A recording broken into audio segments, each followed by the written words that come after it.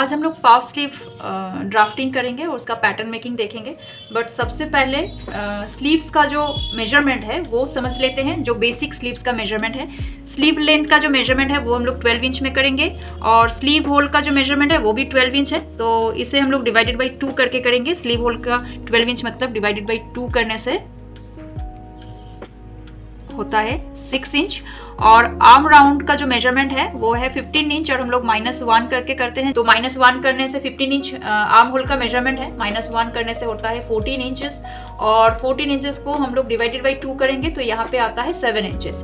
और क्यों हम लोग 1 इंच माइनस करते हैं वो भी थोड़ा सा डिस्कस करते हैं। तो आर्म होल का जो हिस्सा है यहाँ पे जब हम लोग स्लीव्स लगाते हैं तो अटैचमेंट के लिए हम लोग फिर हाफ इंच में हम लोग का स्टिच लाइन जाता है। तो ये स्टिच लाइन में हम लोग आधा इंच लेते हैं, तो इसका मतलब यहाँ पे ½ इंच चला गया।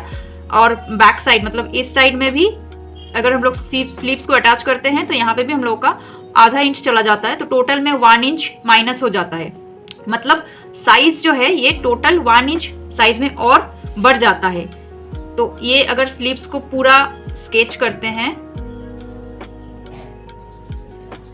तो ये पूरा ऐसा आता है। तो जब हम लोग स्टिच करते हैं तो ये जो राउंड का जो एरिया है ये और 1 इंच ऐसे करके स्टिच करने के बाद बढ़ जाता है। तो इसीलिए हम लोग जो भी रेडी मेजरमेंट होता है, बॉडी मेजरमेंट जो भी होता है, उससे हम लोग ऑलवेज 1 इंच माइनस करके फिर जो होता है उसे हम लोग डिवाइडेड बाई 2 करके कट करते हैं। तो चलिए अभी पाफ स्लीव्स का जो पैटर्न है वो अभी स्टार्ट करते हैं।